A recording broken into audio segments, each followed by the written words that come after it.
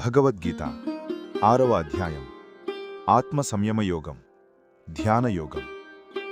కురుక్షేత్ర యుద్ధభూమి, రథాల గర్జనలు, శంఖనాదాలు. ఆ మధ్యలో నిలబడి ఉన్నాడు అర్జునుడు. బాహ్య యుద్ధం మొదలుగాకముందే అతని లోపలి యుద్ధం మొదలైంది. మనిషి జీవితము ఇలానే ఉంటుంది. బయట సమస్యలు ఒకవైపు, లోపల మనసు కలత మరోవైపు. ఈ లోపలి యుద్ధాన్ని గెలవడానికి శ్రీకృష్ణుడిచ్చిన మార్గదర్శకం ఆత్మ సంయమ యోగం. యోగి అంటే ఎవరు? శ్రీకృష్ణుడు చెబుతున్నాడు, కర్మలను వదిలేసినవాడు యోగి కాదు, కర్మ ఫలాన్ని వదిలేసినవాడే యోగి. పనులు చెయ్యకుండా కూర్చోవడం త్యాగం కాదు, పనులు చేస్తూ కూడా ఆసక్తి లేకుండా ఉండడం నిజమైన త్యాగం. మనిషి బాధకి మూలం ఫలాపేక్ష. ఇది రావాలి, అది రావాలి అని కోరుకోవడం వల్లే అసంతృప్తి. యోగి ఏమి చేస్తాడు? తన కర్తవ్యాన్ని నిశ్చలంగా చేస్తాడు, ఫలాన్ని భగవంతునికి సమర్పిస్తాడు. మనసే మిత్రుడు, మనసే శత్రువు. ఈ అధ్యాయంలోని అత్యంత గంభీరమైన సత్యం, మనసే మనిషికి మిత్రుడు, మనసే మనిషికి శత్రువు. మనసును జయిస్తే అది మనకు సహాయం చేస్తుంది, మనసుకు బానిసైతే అది మనల్ని నాశనం చేస్తుంది. ఎవరైనా మనల్ని బాధపెట్టినప్పుడు ఆ సంఘటన కంటే ఎక్కువగా బాధపెట్టేది మనసే. అందుకే శ్రీకృష్ణుడు చెబుతున్నాడు, ముందు మనసును జయించు. ధ్యానం విధానం. అర్జునుడు అడుగుతాడు, మనసును ఎలా నియంత్రించాలి? శ్రీకృష్ణుడు ఒక స్పష్టమైన మార్గాన్ని చూపిస్తాడు. ప్రశాంతమైన ప్రదేశాన్ని ఎంచుకో. నేలపై కుషగడ్డి, దుప్పటి, వస్త్రం పరిచి కూర్చో. శరీరాన్ని నిటారుగా ఉంచు. చూపును ముక్కు అగ్రభాగంపై నిలుపు. భయాన్ని విడిచిపెట్టు. మనసును ఒక్క దైవచింతనపై నిలుపు. శ్వాసను సమంగా ఉంచి ఆలోచనల్ని బలవంతంగా ఆపకండి. వాటిని గమనించండి. మెల్లగా మనసు ప్రశాంతమవుతుంది. సమతభావం. యోగి అందరినీ సమానంగా చూస్తాడు. స్నేహితుడు, శత్రువు, సుఖం, దుఃఖం, గౌరవం, అవమానం, బంగారం, రాయి, ఏదీ అతని మనసును కదలించదు.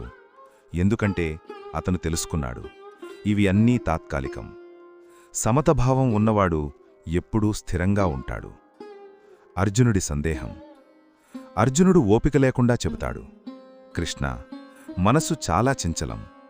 గాలిని ఆపడం కంటే కష్టంగా ఉంది దాన్ని నియంత్రించడం. ఇది మన అందరి సమస్యే కదా. ధ్యానం మొదలుపెడితే మనసు మరోవైపు పరిగెడుతుంది. అప్పుడు శ్రీకృష్ణుడు సమాధానమిస్తాడు, అభ్యాసం, వైరాగ్యం. అభ్యాసమంటే ప్రతిరోజూ సాధన. వైరాగ్యమంటే ఆలోచనలతో అంటిపెట్టుకోకుండా ఉండడం. ఇవి రెండూ ఉంటే మనస్సు మెల్లగా మన మాట వింటుంది. దీపశిఖ ఉదాహరణ. శ్రీకృష్ణుడు ఒక అద్భుతమైన ఉపమానమిస్తాడు. గాలి లేని ప్రదేశంలో వెలిగే దీపం ఎలా నిశ్చలంగా ఉంటుందో, అలా ధ్యానంలో ఉన్న యోగి మనసు కూడా నిశ్చలంగా ఉంటుంది. ఆ స్థితిలో ఆత్మానుభూతి కలుగుతుంది. అది మాటల్లో చెప్పలేని ఆనందం. యోగభ్రష్టుడి గతి. అర్జునుడు మళ్లీ ఒక సందేహం అడుగుతాడు. ధ్యానం మొదలుపెట్టి మధ్యలో విఫలమైతే అతని పరిస్థితి ఏమిటి? శ్రీకృష్ణుడు ధైర్యమిస్తాడు. యోగ సాధన ఎప్పటికీ వృధా కాదు. అతను మంచి కుటుంబంలో జన్మిస్తాడు, మళ్లీ తన సాధన కొనసాగిస్తాడు. ఆధ్యాత్మిక ప్రయాణం ఎప్పుడూ నిలిచిపోదు. పరమయోగి ఎవరు? అన్ని యోగుల్లో భక్తితో నన్ను ధ్యానించేవాడే అత్యుత్తమ యోగి అని శ్రీకృష్ణుడు ప్రకటిస్తాడు. జ్ఞానం ఉన్నా, తపస్సు చేసినా, కర్మలు చేసినా భక్తి లేకపోతే సంపూర్ణత లేదు. మనసును ప్రేమతో దేవునిపై నిలబెట్టినవాడు అత్యున్నత స్థితిని చేరుకుంటాడు. ఈ అధ్యాయం మన జీవితానికి ఎలా ఉపయోగపడుతుంది? ఈ రోజుల్లో మన సమస్యలు ఒత్తిడి, ఆందోళన, ఓవర్ థింకింగ్, నిద్రలేమి. ఈ అన్నింటికీ మూలం అనియంత్రిత మనస్సు. రోజుకు 10 నిమిషాలు ధ్యానం ప్రారంభించండి. మెల్లగా 20 నిమిషాలకు పెంచండి. ఫోన్ దూరంగా పెట్టండి. శ్వాసను గమనించండి. 1 నెల తర్వాత మీ ఆలోచనలు మారిపోతాయి. ఆత్మ సంయమ యోగం యొక్క సారాంశం. వ్యన్ కర్తవ్యాన్ని చెయ్యు.